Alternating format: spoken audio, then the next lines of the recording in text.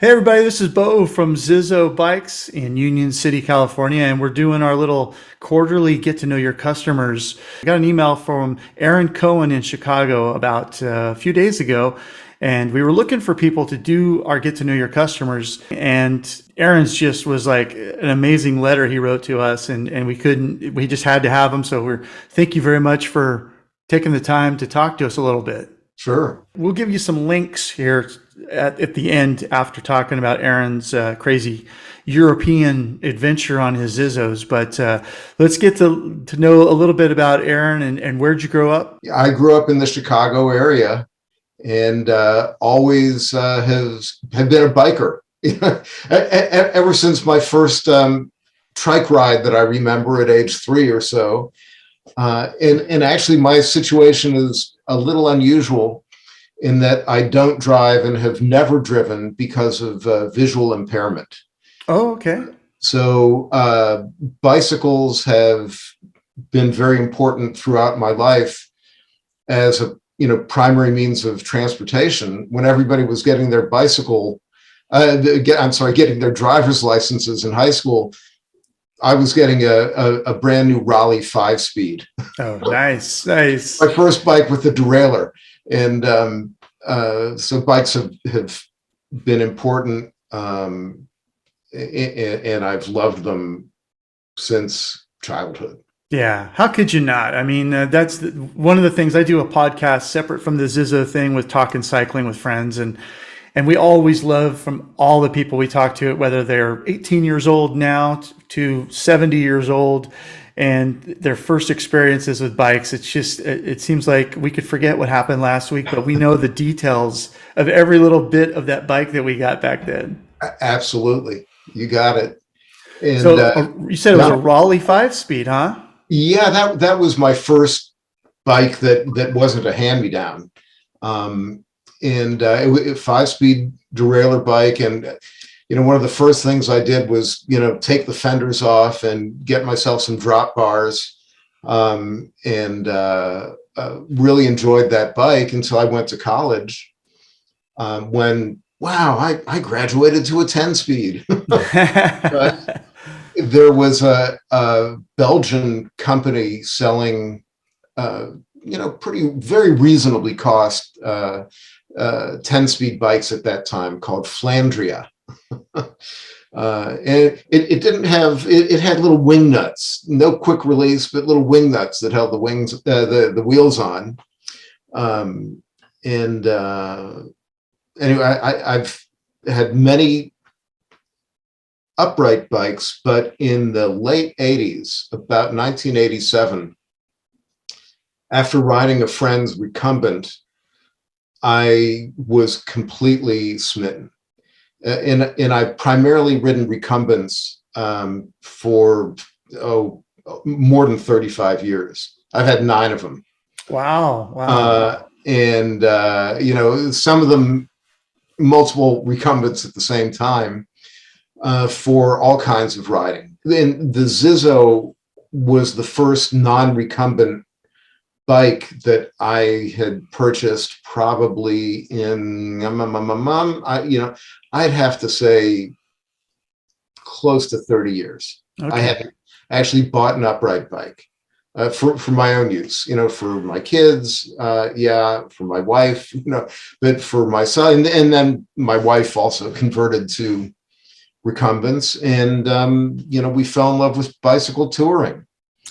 On those recumbents, I know there's a lot of people that I think associate recumbents with people that have back injuries. Now, you didn't. You just liked the Oh, comfortness. I know, and to me, it's almost tragic that recumbents have been associated with people who can't ride an upright bike, because I mean, I've loved bicycles so much that it's fascinated me. There are many ways to slice the onion. Yes. And Yes. what I've told to people, and this is not a takeaway from ZiZZO at all, but they said, it's amazing. People say, "Is that comfortable?" When I'm on a recumbent, I said, "Well, if you're going to spend some time on your deck or in your backyard having a beer, are you going to do it in a comfortable lounge chair, or are you going to do it with this hard thing up your butt? You probably will want to spend a lot of time enjoying the outdoors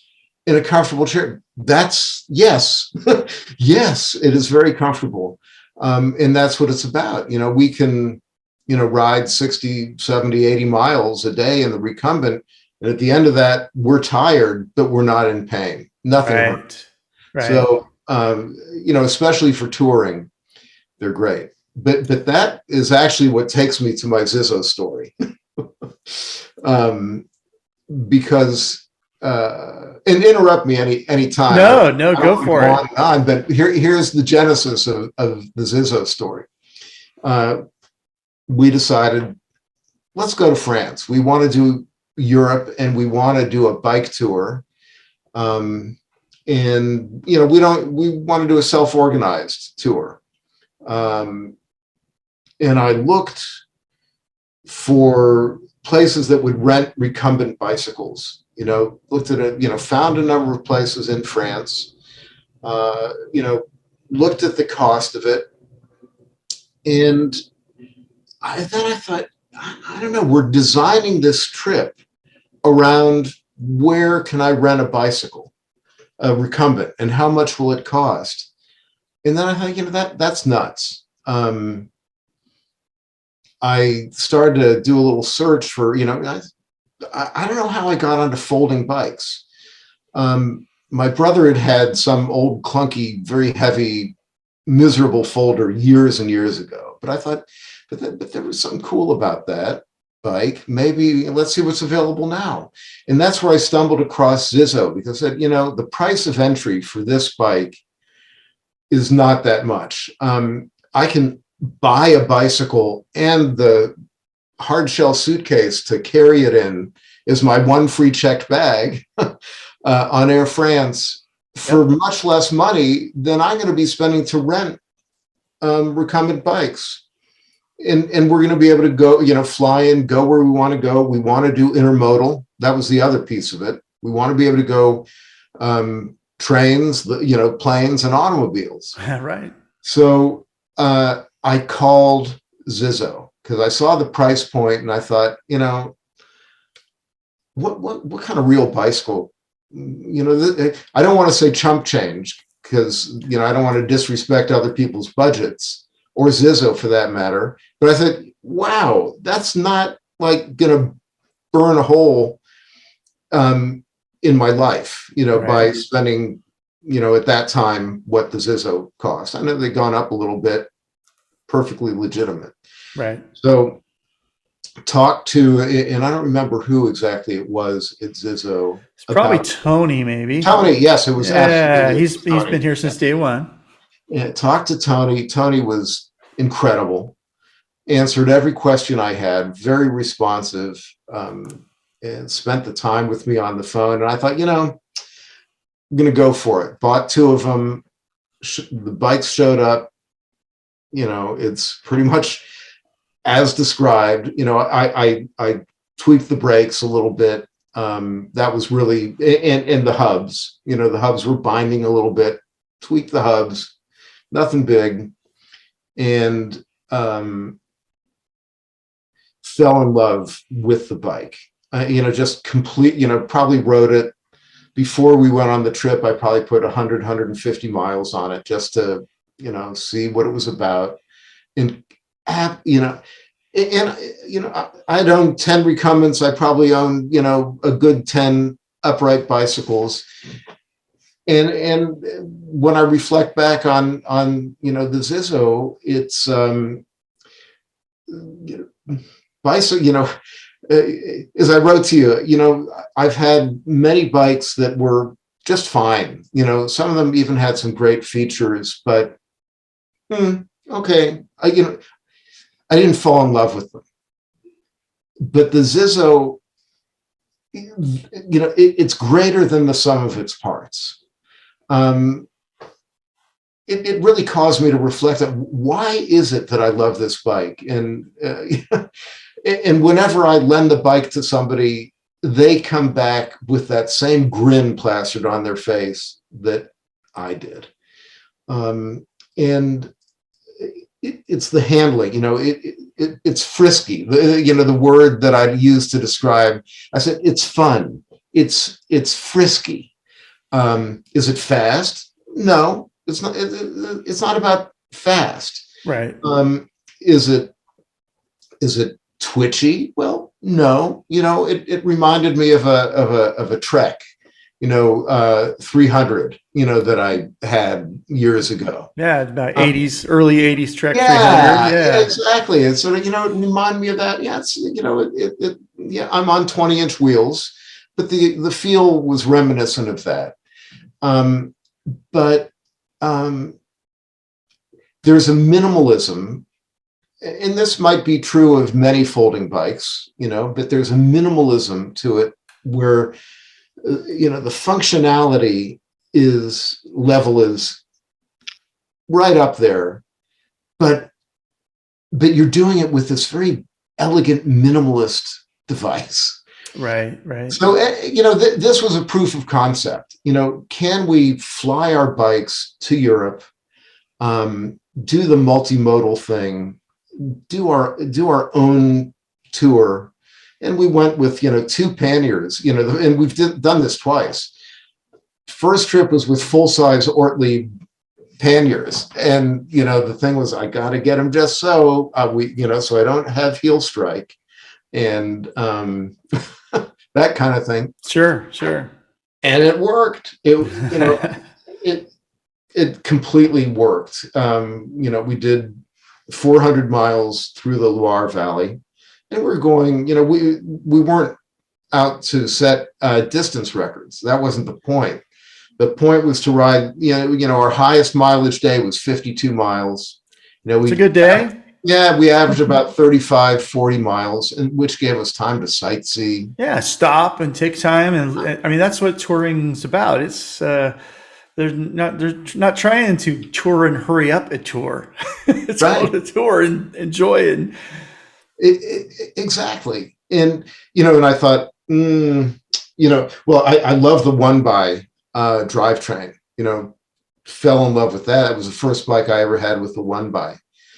And we pulled some decent grades, on those bikes. We weren't just in flat territory. Sure. Spent a lot of time on the Eurovelo 6, which is one of the big east-west cycling routes. And a chunk of that, maybe in Burgundy or in Loire Valley, was not on paved surfaces. And it was like having a little mountain goat. Just this cute little pet goat. And you had the Urbano, right? Yes, we on had that trip. Yeah, we've got two Urbanos, and I probably have put easily 1,500 miles on mine, maybe more. And okay, came back from France, and do a lot of done a lot of traveling in the USA. I've flown with the bike to various places, and we have a camper, a camper trailer, and done 11,000 miles in 20 states with our camper with the ZiZZOs. Yeah, that's a very popular group of people that enjoy the ZiZZOs is definitely the RV enthusiasts. So that's because you are limited space for the most part in an RV, unless you got some gigantic rig. Yeah. But and slide a couple under a spot, a little cubby hole, and you got your bikes ready to go as soon as you park, and you're at a national park or whatever, and ready to go. Absolutely, and that's what we've done. And again, even with the one by drivetrain, Santa Fe, New Mexico, which has some terrain. Well, we were all over that town, and we're in our late 60s. It's not like we're fairly fit, I guess, but it's not like we're 20-year-olds who pounding it, pound up mountains. But the bike was great for that. It did what you wanted it to, and you still probably had a little bit of room to. You never were like maxed out of your gears going, I wish this thing had another couple of teeth in that back. Yeah, it was great. So there's a certain, again, I rode and I don't know if it's, cool to talk about competition or It's not, but, okay. I rode a Dahan Mariner. And I'll be honest, full disclosure, I just bought two Turn Verge D9s. Um, well, the reason for that is because the ZiZZO convinced me that foldies, if I'm going to ride an upright bike, it's going to be a foldie from here on in. There's no, and they're folding recumbents too, but they're pricey beyond belief. And I've ridden a couple of those and didn't care for them. If when ZiZZO comes out with models that are like the Turn, I bought the Turn. I'll be frank, I bought it for the disc brakes, the 451 wheel set as opposed to the 406, 20 standard 20-inch on the ZiZZO. And if I want to do a wider range cluster on the back, I can do that. All right. Well, I'll let you in on a little bit of inside knowledge. We do have something in the works, unfortunately, with the way the supply chain and all this has happened in the last couple of years. It's delayed some stuff, but I can say I was in meetings not too long ago, putting my 2 cents in for the Pro line, and so there will be something down the pipe that comes out, whether you are interested in the future. But just letting you know that believe me, we're going into like the whole e-bike conversion kits, and we're looking at all the things that people want. But at the same time, it's that balance, as you probably know, just trying to, what are people willing to pay and keep a price point that's affordable, but not offering. There's a lot of stuff on Amazon right now. I talk to bike shops myself, and there's a lot of these really low end e-bikes on Amazon, and people think, wow, great, $700 for an e-bike. And then the bike shops won't work on them because of the liabilities and the issues they're having, and trying to talk to these companies in China that are making these things. They're having problems with getting the parts and what they need. So a lot of bike shops are just straight up saying, unless you bought that e-bike from me, or it's a certain quality brand, we're going to have to turn away your service. Yeah. And look, so one other thing with ZiZZO, there's a philosophy there that somehow comes through to the bicycle itself. I've never really looked at objects, I don't necessarily believe in the concept of the inanimate object. I mean, I have worked with enough bicycles and other devices, computers and stuff. Yeah, I relate to them. I don't think that they are completely these neutral things that you can't be in relationship with. And that's where, with the ZiZZO, there is a quality to that bike in the many, many years that I've been riding, the thousands of miles I've been riding. That bike has a special quality to it.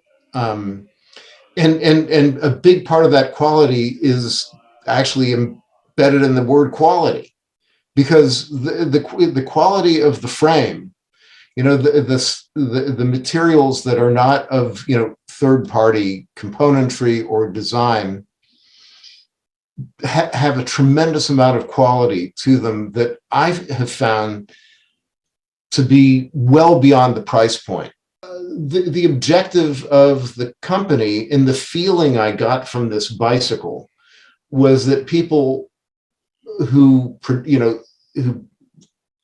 made this possible, made it happen, their objective was to make me happy.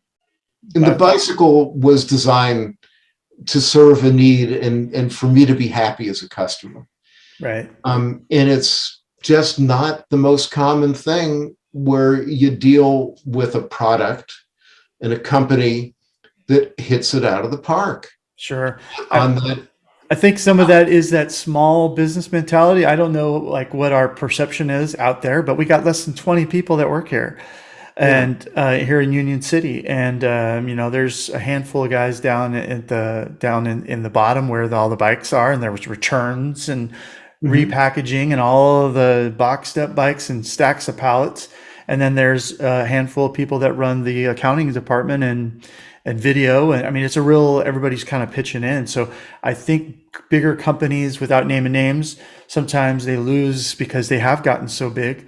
It's kind of like, I don't know, it's probably kind of like any kind of business, that mom and pop thing Hmm. starts out small and it gives you that customer service because it can't compete with the big monster Right. companies. And hopefully that's kind of the get people into that, because 40 takes what, one bad review and it takes 40 good ones to Yeah. replace the bad one. Yeah. And I was impressed off the bat. I probably called, that first time before buying the bike, maybe twice after that.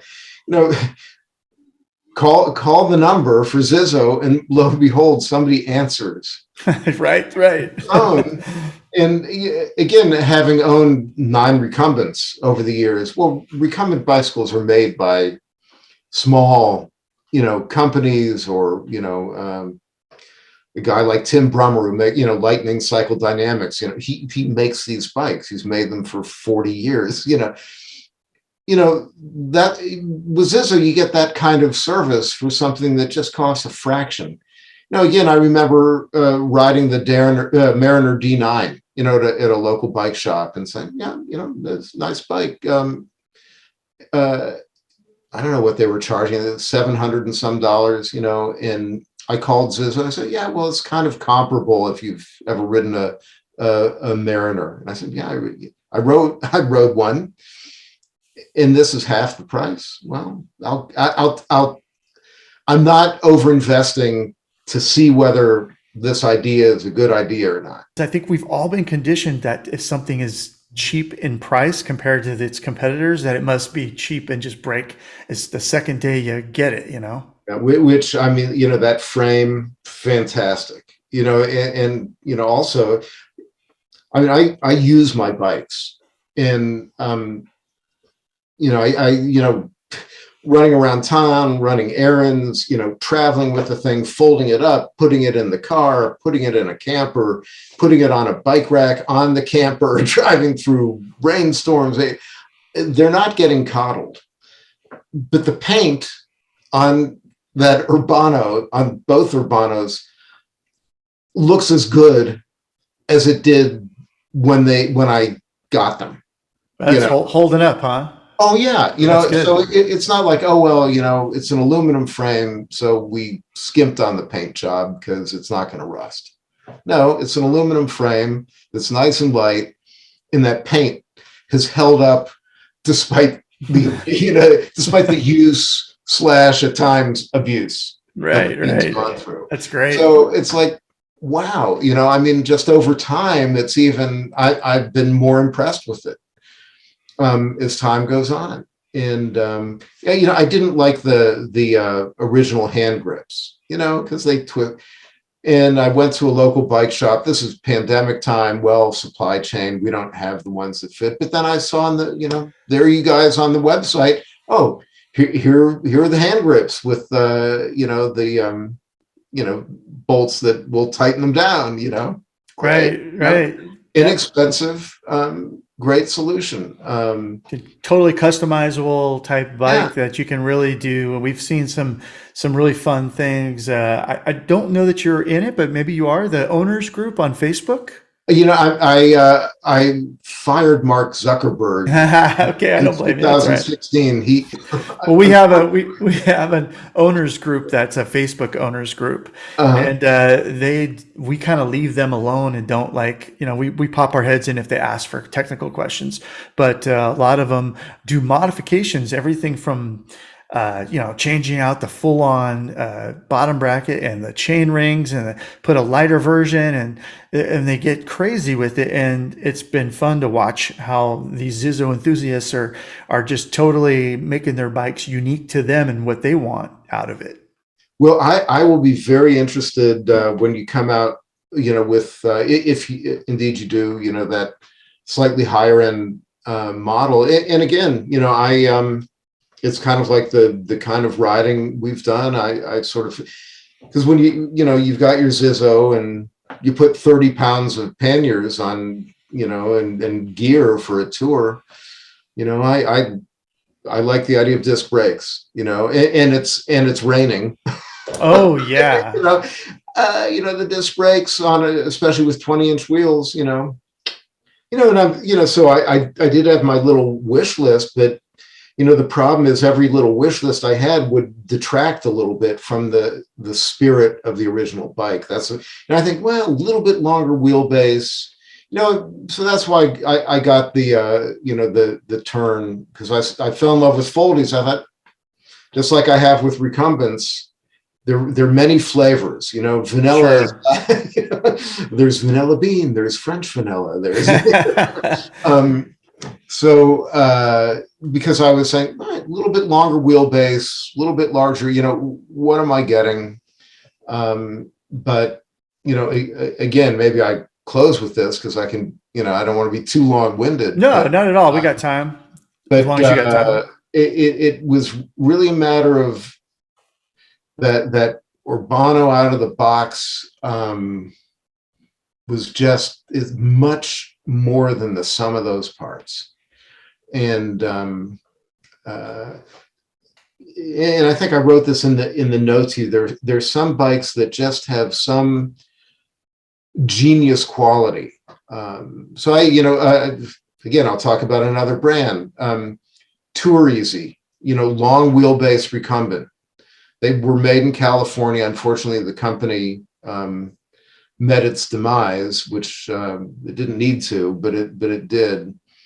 And you'll talk to diehard recumbent bike tourists, people who tour with recumbents, and that bike, just they dialed in something magic with that bike. The riding position is very athletic. It's extremely comfortable. And it's got that certain je ne sais quoi, And, Right. and ZiZZO, again, it's like there is some magic in that bike, and has to do with, it starts with a terrific frame, I think, but it's this minimalism, and yet, minimalism coupled with this competence, and that frisky, jaunty, fun, put a smile, even I go to the grocery store, I smile when I get on the thing. And it was very unexpected, with the ZiZZO, I mean, we've done 10 tours on recumbents, and I'm thinking, wow, how's this going to work out? And that's what, my blog on Crazy Guy on a Bike, which is a great website. Anybody interested in a bike tour anywhere, you can do a lot of you're going to find somebody who's done it, and they blogged about it on crazyguyonabike.com. And so I did our travel journal on there. And this has been, wow, are we going to be miserable? We're going to be on these little foldy upright bikes. Is this going to work? and yet it's like, not only does it work, but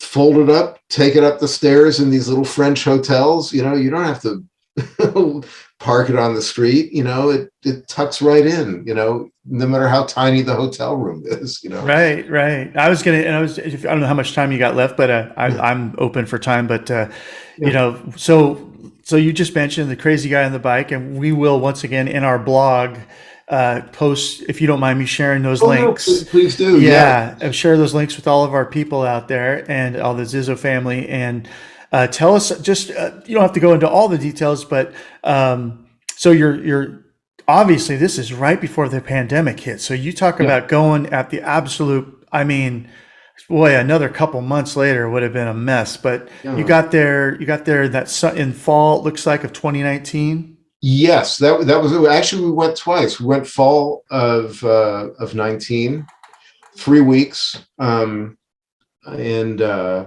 flew into Paris. Immediately jumped on a fast train where you have to fold your bike and put it in a little bag, which I did. We did. Okay. Um, and went down to the city of Dijon, which is at the beginning of the region they call Bourgogne, Burgundy, Right. and then set out. Kind of did a little bit of a test ride on the Canal du Midi, which runs out of Dijon, and just to see, well, how are the bikes working? How are they going to work on the towpath? Is everything adjusted right before we load them up with the panniers? And things great. And then rode to the city of Bonn. We were lucky. We rode through Burgundy. It just total coincidence was the day that they were doing the harvest of the grapes. Oh, In nice. September. It's like, Wow. and then from Bonn, I think we took a train to Nevers. How easy was it for you to travel with the ZiZZO? And how was the bike paths and how was the traffic and what Yeah. are they a pretty friendly society as far as the bikes? Yeah, so France, and that's the only country in Europe I've cycled in. So I can't speak to any other country.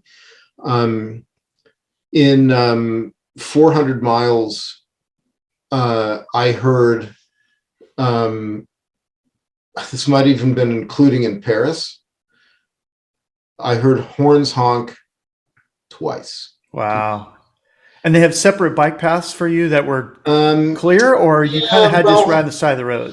no, so we tried to do the Eurovelo 6. It was a little, Eurovelo 6 was a little more of Where's Waldo than I had expected. Sort of, and there were some junctures where they would have a sign, a road would two roads diverged.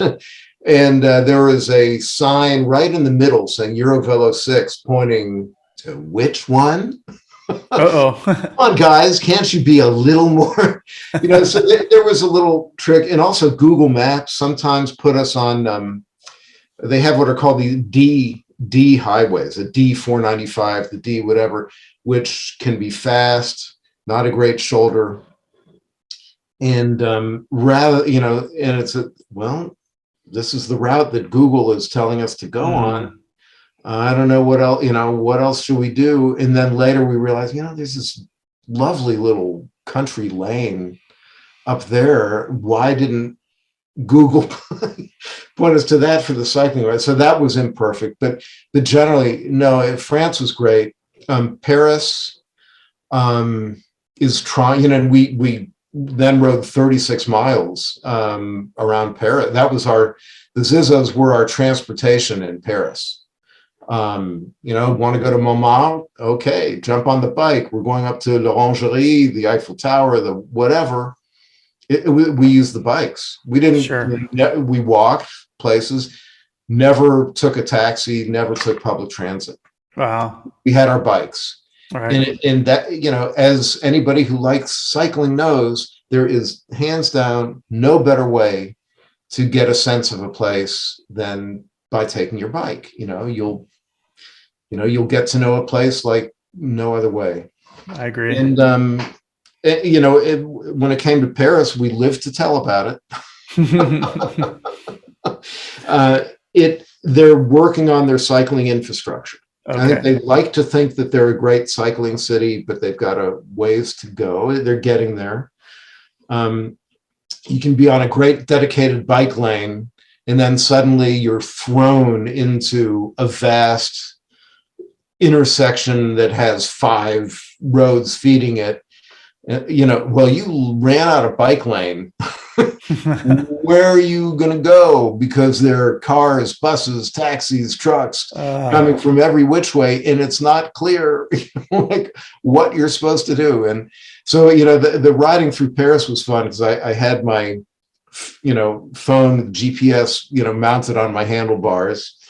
I have a rear view mirror on my bike. I was keeping my eye on the rear view mirror to make sure my wife is not, that I didn't lose her behind me. Right. And I'm also looking out for this traffic coming from every which way. Yeah. Which includes other cyclists, people on motorbikes, pedestrians, and it's like, Right. I mean, it is the most, this is fun. touristy, Yeah. most amount of people in one area. So I would imagine once you got out of Paris and you started heading somewhere out to the country a Oh, little it's bit. great.